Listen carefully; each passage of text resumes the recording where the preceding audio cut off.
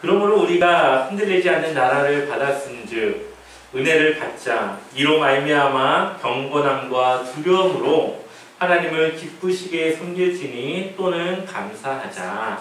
아멘. 네, 여러분들 한 주간 어떻게 잘 보내셨나요? 네, 한 주간 7일이라는 시간이 짧지만 그 안에 많은 일들이 또 일어날 수 있는 것 같습니다. 오늘도 이렇게 건강한 모습으로 만날 수 있어서 하나님께 또 감사합니다. 우리의 삶을 돌아보면 때로는 힘들고 때로는 또 기쁠 때도 있고 또 슬플 때도 있고 또 절망스러울 때도 있습니다.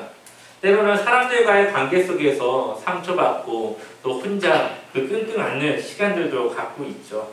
그럼에도 불구하고 우리가 다시 일어설 수 있는 이유, 우리가 다시 회복할 수 있는 이유는 오늘 히브리서 12장 28절에서는 우리 안에 흔들리지 않는 나라가 있기 때문이라고 말하고 있습니다.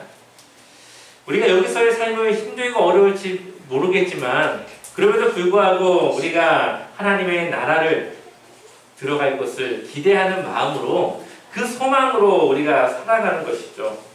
흔들리지 않는 나라라는 것은 완전한 나라, 실패와 좌절이 없는 나라, 또한 슬픔과 불행이 없는 나라, 하나님의 정의가 살아있는 그러한 나라로 말할 수 있습니다. 그러한 성도들의 삶은 경건함과 두려움을 가졌다고 말하고 있죠. 여기서 말하는 경건함이라고 하는 것은 하나님의 말씀과 기도로 하나님의 뜻을 따라 살아가는 것을 말하고요.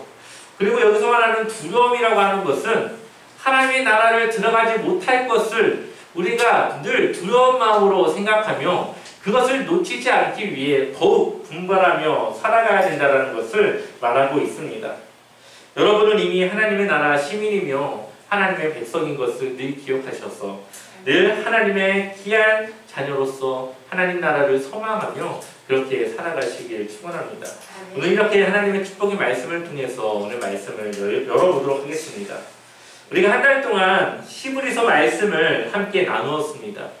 많은 이야기를 나눴지만 히브리서 말씀을 두 가지로 압축한다면 첫 번째는 예수 그리스도를 왜 믿어야 하는가? 두 번째는 예수 그리스도를 믿으면 어떠한 결과가 우리에게 주어지는가를 말하고 있죠. 예수님은 천사보다도 우월하시고 구약의 어떤 선지자보다 위대한 지도자 모세보다도 더 우월하신 분으로 소개를 하고 있습니다. 그러면서 예수님을 믿어야 되는 이유에 대해서 예수님을 왜 믿어야 되는지에 대해서 우리에게 이야기를 하고 있죠. 또한 우리가 하나님과의 관계가 끊어졌지만 그 원인이 되었던 죄의 모든 문제를 예수 그리스도께서 해결하심을 통해서 우리가 하나님과의 관계를 회복할 수 있었다는 것을 예수님이 하나님의 대제사장으로서 오신 예수님으로 표현하며 이야기를 했습니다. 그 결과 우리에게 무엇을 약속하십니까? 상을 약속하시죠. 그 상은 우리가 받을 구원입니다. 예수 그리스도를 믿어야 될 이유와 믿을 이유에 일어날 결과를 이야기하며 예수님을 믿는 그 믿음과 그 소망 가운데 살아가야 됨을 지속적으로 이야기를 하고 있는 것이죠. 그래서 이 그리스도인들이 세상을 살아가며 가져야 할 두 가지는 믿음과 소망입니다. 이 두 가지는 늘 함께하고 있는데 믿음으로 소망을 바라보고 소망을 가짐으로 믿음으로 살아갈 수 있게 됩니다. 히브리서 11장 1절의 말씀 우리 쉬운 성경으로 같이 읽어볼까요? 히브리서 11장 1절을 한번 임효세 원인이가 한번 읽어봐 줄까요? 한번 읽어봐 주세요.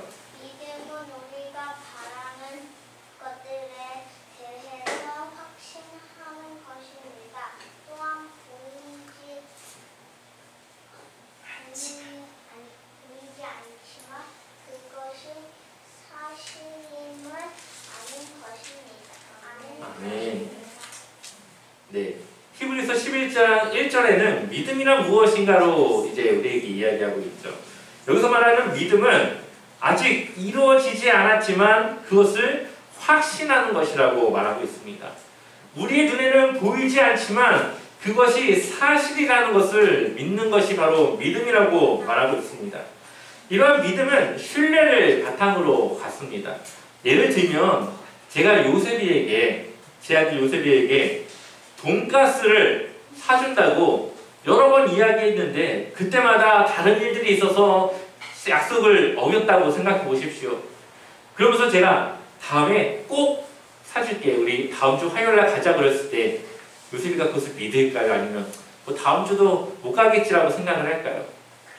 못 가겠지라고 생각을 하지 않겠습니까? 약속을 어긴 신뢰의 관계가 깨진 겁니다. 그런데 항상 약속한 것에 대해서 어떻게든 지키려고 하고 그것을 깨지 않고 지켜나간다면 신뢰의 관계가 형성이 됐고 무슨 말을 하든지 정말 그 말에 대해서 믿을 수 있을 겁니다. 그런 것처럼 우리가 하나님과의 만남과 교제 속에서 하나님의 말씀을 경험해야지만 우리 안에 믿음이 생기는 것이고 하나님이 약속하신 그 말씀들이 아직 우리에게는 와닿지 않지만 그것이 이루어질 것이라고 하는 소망과 믿음으로 우리가 살아갈 수 있다는 것이죠. 그래서 신뢰라고 하는 것은 하나님을 경험해야 되는 것이고 그 경험을 통해서 말씀이 현실이 되어질 때에 우리가 하나님을 향한 믿음을 조금씩 키워나갈 수 있게 되는 것입니다. 그래서 히브리서 11장을 보면 정말 많은 사람들이 나오죠. 그 사람들을 소개할 때마다 믿음으로 아브라함은, 믿음으로 노아는 이렇게 하면서 믿음을 이야기하며 그들이 어떻게 살았는지를 이야기합니다. 믿음으로 살아갔던 믿음의 모델들을 소개하고 있는데요. 그 중에서도 노아를 한번 볼까요? 노아는 믿음으로 무엇을 만듭니까? 방주를 만들죠. 사람들이 비웃었을 겁니다. 배를 만들려면 바다에 만들어야지 왜 산에 만드냐고. 그리고 비가 얼마나 많이 온다고 산에다가 그것을 짓냐고. 아마 노아도 그것이 과연 그렇게 될까라고 하는 생각을 가졌을지 모르겠습니다. 하지만 믿음으로 하나님의 말씀에 순종했을 때에 그는 구원을 받았다는 것이죠. 믿음으로 구원을 받았다는 것이 오늘 우리에게 말씀하는 것입니다. 만약에 노아가 좀만 기다렸다가 비가 올 것 같으면 그때 한번 만들자 했으면은 늦었겠죠.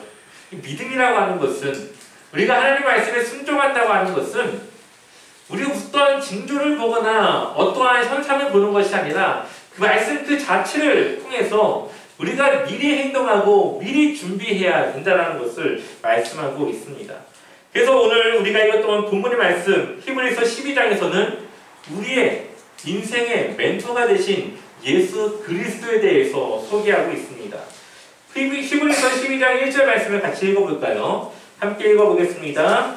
이러므로 우리에게 구름같이 둘러싼 허다한 증인들이 있으니 모든 무거운 것과 얽매이기 쉬운 죄를 벗어버리고 인내로써 우리 앞에 당한 경주를 하며 아멘. 여기 보면 허다한 증인들이 있었다라고 하는 것은 히브리서 11장에 나왔던 믿음의 그런 선조들의 모델들을 이야기하는 겁니다. 그들 말고도 우리가 알지 못하는 수많은 사람들이 하나님의 말씀을 믿었고 그 믿음을 통해 구원을 얻었다라는 것을 이야기하고 있죠. 하나님의 약속하신 그 소망을 그들이 얻었다라는 것을 우리에게 이야기하고 있습니다. 그러면서 그들의 삶이 평범하지 않았고 또한 치열했고 하나님의 말씀에 열정적이었다는 것을 우리에게 이야기를 하며 어디에 우선순위를 둬야 되는지를 이야기하고 있죠. 이들의 삶을 성경에서는 무거운 것과 얽매이는 것을 어떻게 했다고요? 벗어버렸다. 모두 벗어버렸다라고 말하고 있습니다. 여기서 말하는 무거운 것이라고 하는 것은 우리가 쓸데없이 짊어지고 있는 짐이라던가 우리가 어딘가를 가는데 우리의 앞길을 막고 있는 장애를 말하고 있습니다. 예를 들면 축구 선수가 축구를 하는데 꼬리가 너무 길어서 공이 와도 이 머리카락 때문에 잘 보이지도 않고 헤딩을 해야 되는데 머리카락 때문에 이것이 미끄러져서 제대로 되지 않는다면 이 머리카락을 어떻게 해야 될까요? 잘라야겠죠. 자신이 해야 될 일을 해야 되는데 그것이 불필요하다면 그것을 없애야 됩니다. 요리사가 요리를 하는데 손톱이 길어서 요리를 못한다면 그것도 잘라내야 되겠죠. 그런 것처럼 우리가 하나님의 그 영적인 신앙생활을 하는 데 있어서 불필요한 것이 있다면 그것을 벗어버려야 되고 그것을 없애야 되고 그럼으로써 우리가 목표했던 하나님의 나라를 가는 그 순간까지 우리가 하나님의 영적인 생활들을 이어나갈 수 있도록 우리가 늘 그렇게 준비하고 나아가야 된다는 것을 이야기하고 있습니다.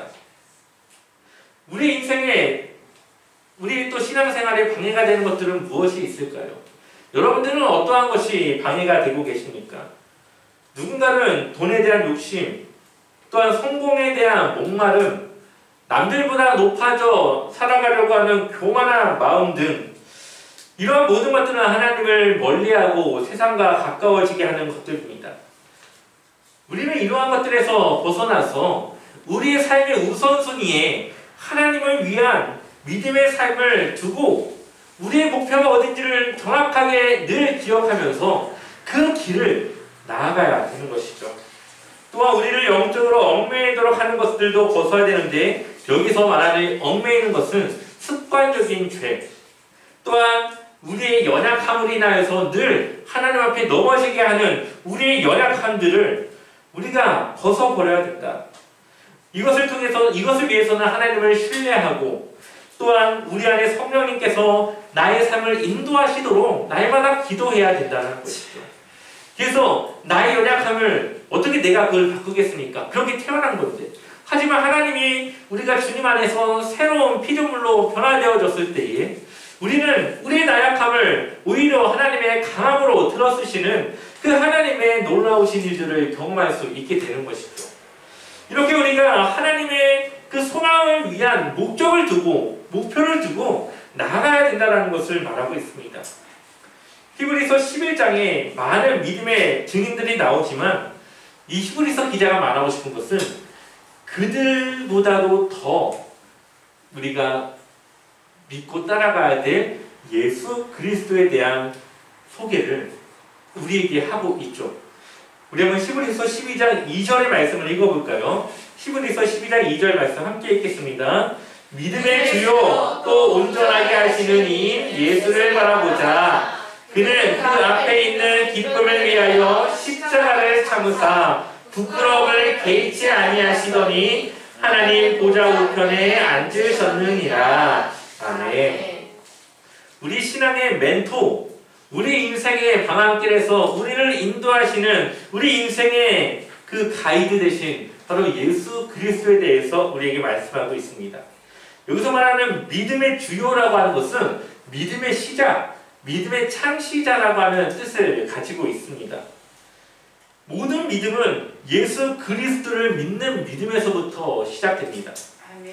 아까 11장에 수많은 사람들이 이 아벨에서부터 정말 이 구약의 각 시대마다 많은 사람들이 믿음의 모델로 소개되고 있지만 아무리 그들이 믿음을 들었다고 하더라도 예수님이 십자가를 지지 않고 예수님이 부활하지 않았다면 우리가 믿음을 가져야 될 이유가 있을까요?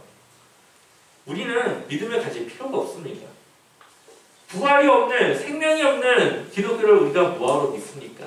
하지만 결국은 예수 그리스도의 하나님에 대한 순종을 통한 십자가를 지심, 그리고 하나님의 약속하신 그 영광을 가지신 예수 그리스도를 바라보고 우리가 믿음을 갖는 그 믿음의 멘토이자 모델이신 예수님에 대해서 이야기를 하고 있죠.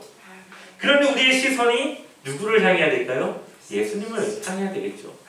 우리의 시선이 예수님을 향하느냐 아니면 다른 것을 향하느냐에 따라서 우리가 가는 길이 달라지고 우리의 인생의 목표가 결과가 달라지게 됩니다.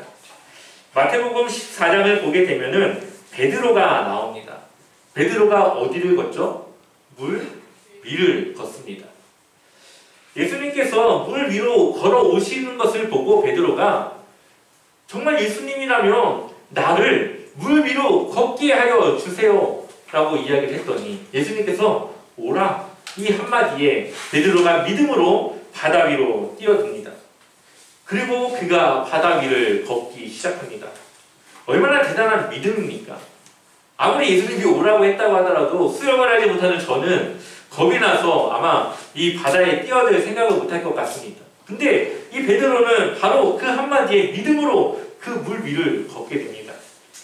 그런데 그가 그 물 위를 걷다가 빠지게 되는데 그 이유가 무엇입니까? 시선이 달라졌기 때문이에요. 마태복음 14장 30절 말씀 그럼 민채가 한번 읽어볼까요? 민채 어린이가 한번 읽어주세요. 시작. 바람을 보고 무서워 빠져 가는지라 소리 질러 이르되 주여 나를 구원하소서 하니 아멘. 무엇을 보고요? 바람을 보고. 그러니까 이때 당시 이 바닷가의 이 환경이 그냥 잔잔한 그 바다가 아니었던 걸로 보입니다. 뭔가 바람이 불어서 바닥 물결이 치고 사나운 그런 날씨와 환경 속에서 베드로가 물을 걷고 있는데 예수님을 바라볼 때 걸을 수 있을 것 같은 능력이 그에게 있었는데 갑자기 바람 소리가 들리고 물이 찰랑거리는 이런 것들을 그가 느끼기 시작하면서 마음에 두려움이 생기기 시작하는 거죠. 그러면서 빠질 수 있겠다라고 하는 그의 흔들리는 마음이 결국 그가 빠지게 만듭니다. 예수님은 그 이유에 대해서 의심했기 때문이라고, 믿음이 적었기 때문이라고 말하고 있습니다. 마태복음 14장 31절에 예수께서 즉시 손을 내밀어 그를 붙잡으시며 이르시되 믿음이 작은 자여 왜 의심하였느냐 하시고 아멘. 베드로가 놀라운 그 은혜와 능력을 바라보면서도 그의 믿음이 흔들리고 작아지자 바로 그 결과가 달라지는 겁니다. 예수님을 바라볼 때 물 위를 걸었지만 바람을 바라보자 그가 무서워 물 위를 걸을 수 없는 그 능력을 잃어버리게 되는 겁니다.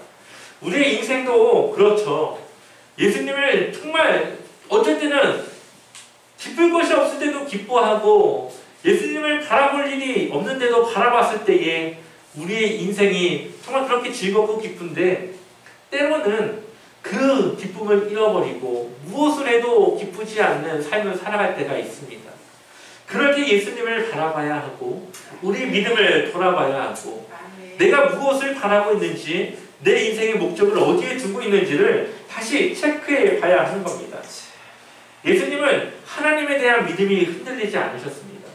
예수님도 믿음으로 하나님을 따라 살아갔습니다. 많은 그리스도인들이 처음에는 하나님을 믿죠. 열정으로 살아가죠. 하지만 시간이 지나면서 예수님에서 시선이 옮겨지게 됩니다. 세상을 바라보고 예수님이 없이도 살아갈 것 같은 그러한 좋지 못한 믿음이 그들 안에 자라기 시작합니다. 하지만 예수님도 하나님에 대한 믿음이 있었고 그것이 흔들리지 않았기 때문에 죽기까지 순종할 수 있었다라고 성경은 말합니다. 예수님은 십자가의 형벌을 통해 수많은 사람들 앞에서 수치와 고난을 당하셨습니다. 이 십자가 형벌은 여러 번 얘기했지만 이 성인 남자가 십자가에 매달리는데 옷을 입은 것도 아니고 옷을 다 벗은 상태에서 그게 얼마나 수치스럽습니까? 그것도 공개된 처형, 혼자 조용히 처형당하는 것이 아니라 수많은 사람들 앞에서 공개 처형을 당하는데 그것이 얼마나 수치스럽겠습니까? 아무 죄도 없지만 우리를 살리시기 위해서 하나님의 말씀에 순종하기 위해서 죽기까지 순종하신 예수님의 그 죽음 이후에 그가 받았던 그 영광을 우리가 기억해야 됩니다. 하나님이 지금 어디에 계십니까? 하나님의 보좌 우편에 앉아 계시죠. 하나님의 가장 가까운 그 자리에서 하나님과 함께하고 있습니다. 그보다 더 큰 영광이 어디 있습니까? 예수님의 제자들도 예수님의 오른팔이냐 왼팔이냐를 두고 그렇게 싸웠는데 우리가 하나님을 믿고 그 믿음으로 살아간다면 우리 또한 하나님과 함께 영원한 영광 가운데 살아갈 수 있음을 우리에게 예수님은 보여주셨습니다. 예수님의 이러한 보여주심과 예수님이 우리에게 이러한 것들을 알려주셨기 때문에 우리가 믿음을 가질 수가 있는 것이죠. 우리는 예수님의 그 발자취를 따라가야 합니다. 내 생각으로, 내 마음으로 그렇게 살아간다면 예수님과 다른 결과를 우리는 가져오게 될 것입니다. 그래서 우리는 제자로 살아가는 것이죠. 제자는 스승의 발자국을 따라가는 것입니다.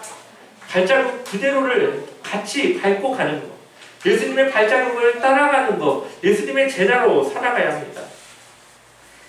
히브리서는 우리의 마지막을 강조합니다. 히브리서는 약간 종말론적인 관점을 가지고 있습니다. 예수 그리스도께서 이제 곧 다시 오실 것이기 때문에 조금만 더 참고 믿음으로 살아가야 된다라고 말하고 있는 것이죠. 성경은 예수님이 이 땅 가운데 태어나신 때부터 마지막이라는 것을 이야기합니다. 하나님의 많은 계획이 있었지만 이제는 하나님의 계획은 한 가지밖에 남지 않았습니다. 무엇입니까? 예수님이 다시 오시는 것이죠. 예수님이 다시 오시는 그때가 되면 이 세상의 모든 계획은 다 끝이 나게 됩니다. 요즘은 정말 마지막 때가 얼마 남지 않았다는 것을 느끼는 것은 전 세계의 이 정세를 보면 힘들지 않은 나라도 없고 또한 전쟁으로 인하여서 모든 나라가 다 어려워지고 있습니다. 또한 알 수 없는 이상기온, 유럽은 막 지금 50도까지 올라가는, 또 우리는 또 여름인데 여름답지 않은 그런 날씨, 우리는 시원해서 좋지만 이것은 지구가 정상적이지 않다는 것을 우리에게 보여주고 있습니다. 또한 우리가 코로나와 같이 대처할 수 없는, 아직까지도 그것을 이겨내지 못하는 그러한 질병과 싸우고 있고요. 또한 우리는 앞으로도 예측할 수 없고 대처할 수 없는 많은 일들을 경험하게 될 것이라고 전문가들은 이야기하고 있습니다. 지금 우리가 피부로 다 와닿고 있고 느끼고 있는 것들입니다. 하나님은 우리에게 계속적으로 무엇을 말씀하십니까? 이제 하나님의 때가 진짜 얼마 남지 않았다고, 지금부터라도 하나님을 믿는 믿음으로 돌아서야 되고 그 믿음으로 살아가야 된다라고 우리에게 이야기하고 있습니다. 그래서 우리의 신앙생활은 두렵고 떨리는 마음으로 해야 되는 것이죠. 예수님께서 하늘 소망을 위해서 잠깐의 고난과 수치를 감당하셨던 것처럼 우리가 하나님 나라의 그 소망을 쟁취하고 갖기 위해서 이 세상에서의 잠깐의 그런 고난과 수치와 그러한 어려움은 우리가 이겨낼 수 있어야 됩니다. 그러기 위해서는 우리 인생의 멘토 되신 예수님을 따라하시고 예수님과 같이 살아야 되고 예수님의 그 길을 우리가 따라가야 된다라고 말하고 있습니다. 또한 오늘 본문 3절의 말씀은 믿음으로 사는 삶이 결코 녹록지 않음을 이야기하고 있습니다. 한번 히브리서 12장 3절 쉬운 성경으로 같이 읽어보겠습니다. 함께 읽겠습니다. 예수님을 생각하십시오. 예수님께서는 죄인들이 그를 미워해서 악한 일을 할 때에도 묵묵히 참으셨습니다.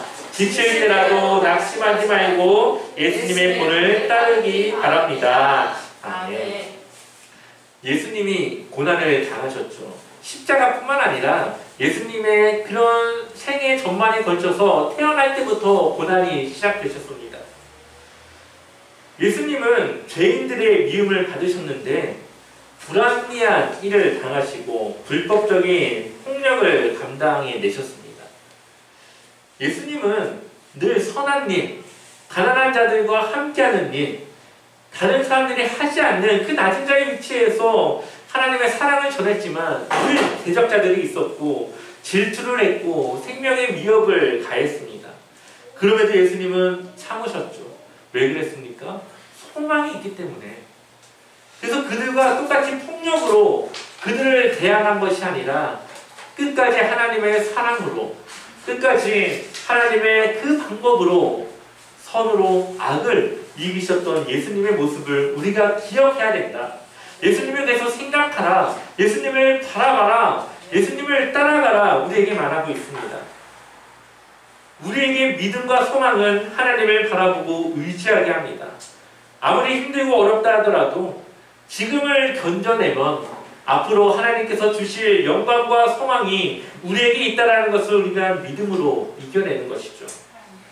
우리의 시선이 세상이 아니라 예수님을 바라볼 때 우리의 삶은 변화될 수 있고 하나님의 능력 가운데 살아갈 수가 있습니다. 우리 한번 피곤도 풀 겸 한번 사진을 몇 장 볼까요? 저와 아내가 신혼여행으로 정말 운이 좋게도 이 프라하라는 곳에 갔었습니다. 그곳을 가면은 몇 장의 사진을 보겠습니다만 첫 번째로는 이 카를교, 이 찰스 브릿지라고 하는 다리인데요.